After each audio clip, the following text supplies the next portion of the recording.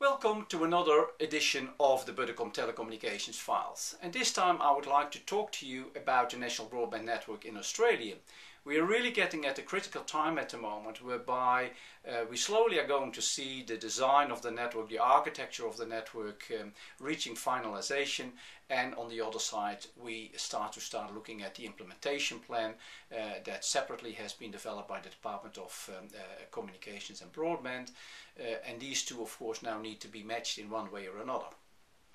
Now, in my conversations with the Minister, Senator Stephen Conroy, again and again he has clearly indicated to me that the key reason for implementing this national broadband network is for that transsector approach, where the network can be used for healthcare, education, public safety, smart cities, smart buildings, all of that. That's why we are spending taxpayers' money, not just simply to build another interesting business case for a telco who can actually operate on the network. And that's really where the crunch is at the moment. In my discussions with NBN Co, they are adamant to actually only provide this very, very basic layer 2 access to the wholesale providers.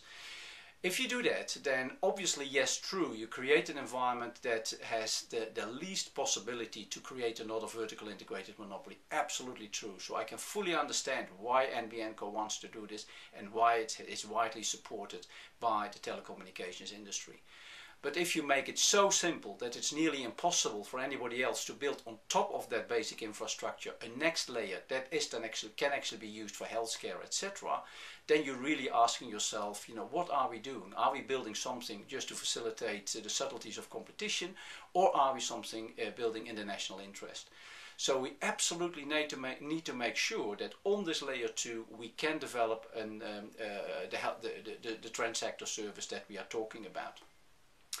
Now, the government in the draft draft legislation has indicated that there will be a retail clause that actually will allow the healthcare services or anybody else, from government, to actually ask for an exemption to bypass the wholesale situation, go directly to NBN Co and get access to infrastructure to build services like that. Now, that's protected in a way that Parliament has to provide that exemption, and the ACCC is overseeing that. So it's not just another attempt to create a commercial retail opportunity, absolutely not.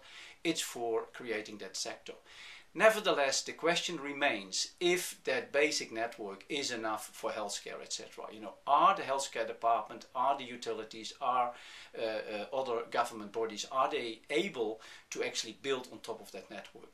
If you look around the world, then the major problem is that because if you keep the network so basic, there will be only one or two players who can actually create that layer 3 on top of the national network. To provide a national service for healthcare, etc. Of course, you need a national network.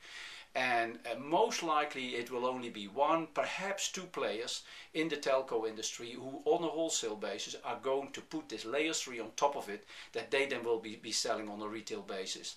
And that's the greatest problem at the moment. Is that enough? Is there enough need in the layer 2 for these other sectors to start using it?